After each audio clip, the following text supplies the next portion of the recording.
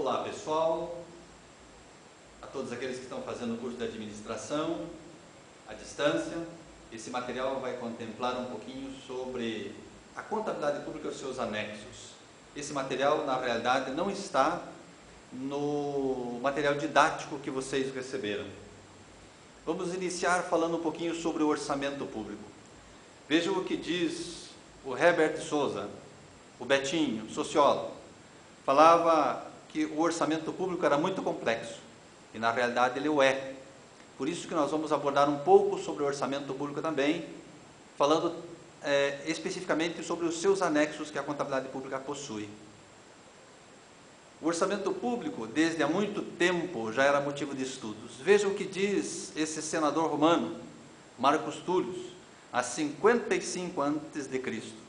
Parece que o seu conceito é tão atual quanto da época que ele já falava, que o orçamento nacional deve ser equilibrado. E isso, nos dias de hoje, também é uma notoriedade, em que o orçamento público deve contemplar o equilíbrio financeiro, tanto de receitas quanto de despesa. A eficiência na administração pública, nós medimos pelo equilíbrio financeiro. Na realidade, a administração pública, a gestão pública não visa lucros, mas sim o perfeito equilíbrio entre suas receitas e suas despesas. E isso é contemplado no anexo 15, que mais adiante nós abordaremos falaremos um pouquinho mais sobre ele.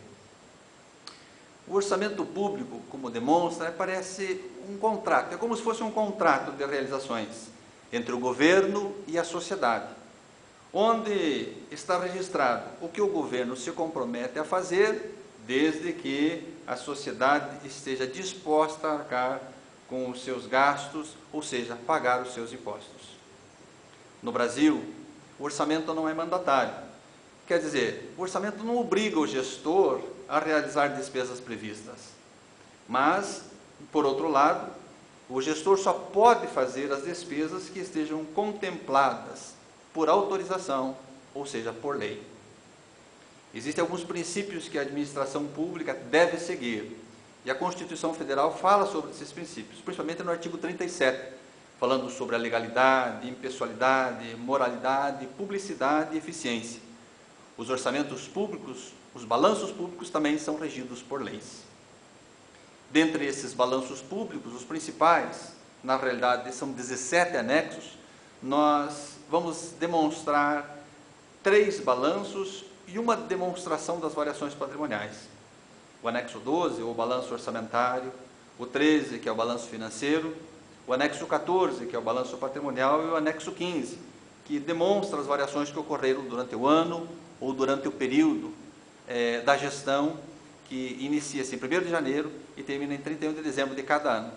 O ano civil coincide com o exercício financeiro do gestor público. Esse é o balanço orçamentário. Esse é o exemplo do balanço orçamentário.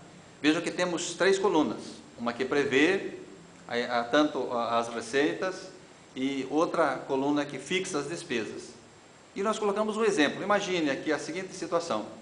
Imagine o município arrecadando esses impostos, em torno de 200 milhões de reais. Aqui nós simplificamos os valores, entre receitas correntes e receitas de capital.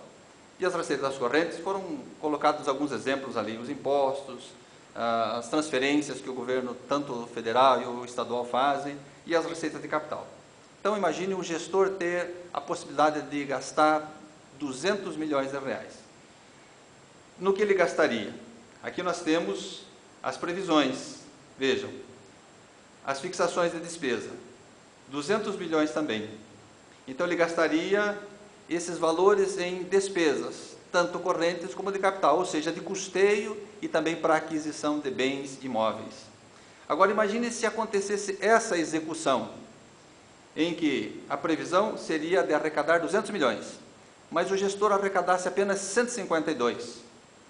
Em contrapartida, é óbvio que ele não pode gastar o que está autorizado em lei, mas ele, trabalhando com uma boa gestão, uma boa administração, ele gastou apenas 150 milhões. Isso demonstra que houve um superávit de 2 milhões de reais. E aí nós podemos ver as diferenças nas outras colunas, em que percebe-se que houve, nesse caso, uma boa gestão dos recursos financeiros. Mesmo ele arrecadando menos, ele conseguiu gastar menos ainda. O próximo balanço é o balanço financeiro. Veja que nós tivemos uma arrecadação final de, vejam lá no balanço anterior, 152 e uma despesa de 150. Esses valores também contemplam lá no balanço financeiro, vejam lá, ó, 152 e 150. Agora vamos imaginar que aqueles 5 mil foram restos a pagar, que o gestor não conseguiu pagar esse ano. Então, dos 150 milhões que ele gastou, ele conseguiu pagar só 145. E aqueles 8 milhões ali foram do ano anterior. E aí, uma disponibilidade de caixa de 1.350.000 e mais 400.000 de aplicações financeiras. E o saldo, obviamente, do que ele tinha, mais o que ele arrecadou, mais o que ele gastou, sobrou 750 mil reais. Fecha, nesse caso, em 158 milhões e 750 mil reais o balanço financeiro. O financeiro é diferente do orçamentário. Especificamente, ele trata sobre os valores que entraram e saíram do caixa e dos bancos do gestor, da entidade pública. O próximo balanço é o balanço patrimonial. Vejam que também esse balanço vai contemplar os valores que tinha ou fechou disponível financeiramente, 750 mil, e os restos a pagar para o ano seguinte de 5 milhões. Agora vamos imaginar que o ente público tivesse esses valores aqui de bens móveis, imóveis, créditos de dívida ativa e valores em estoque de remédios e materiais de consumo no almoxarifado. Fechou com 112 milhões e 650 mil. Agora imagine a seguinte situação também, em que esse mesmo ente público tinha uma dívida fundada, dívida de longo prazo, de 25 milhões, dívidas judiciais, ou seja, ele ainda vinha com um resultado superavitário de 81, fechando em 112.650. Esse balanço demonstra verdadeiramente o que o ente público possui de bens móveis, imóveis, créditos, valores e das suas dívidas também. O próximo demonstrativo faz a análise do que aconteceu durante o ano, do exercício corrente do ente público. Vamos imaginar, e ali está, o que foi arrecadado no ano, 152 milhões, e o que foi gasto. Agora vamos imaginar que durante este ano nós adquirimos vários bens patrimoniais. Por exemplo, aquisição de almoxarifado, 850 mil, amortização da dívida, 2 milhões e 700. E percebe-se que esse gestor não comprou nada de bens móveis e imóveis, porque se ele tivesse comprado, estaria ali contemplado, dizendo quanto ele tinha investido nesse ano. E aí nós temos uma inscrição de créditos fiscais de 1.200.000, ou seja, o pessoal que não pagou IPTU, está ali registrado o valor que vai ser escrito em dívida ativa para o ano seguinte.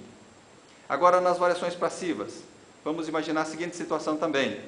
Olha, a cobrança da dívida ativa do ano anterior, ele escreveu 1.200.000, mas ele cobrou dos anos anteriores 800 mil. Imaginando também cancelamentos de dívidas ativas, pessoal que talvez não tenha condições de pagar ou valores pequenos, é possível ter esse cancelamento, perdoar essas dívidas. Baixa de bens, o ente público pode ganhar bens, receber bens por doação, da Receita Federal, entre outros, e aí fica demonstrado a evolução e a demonstração das variações do patrimônio que o ente público teve durante este ano.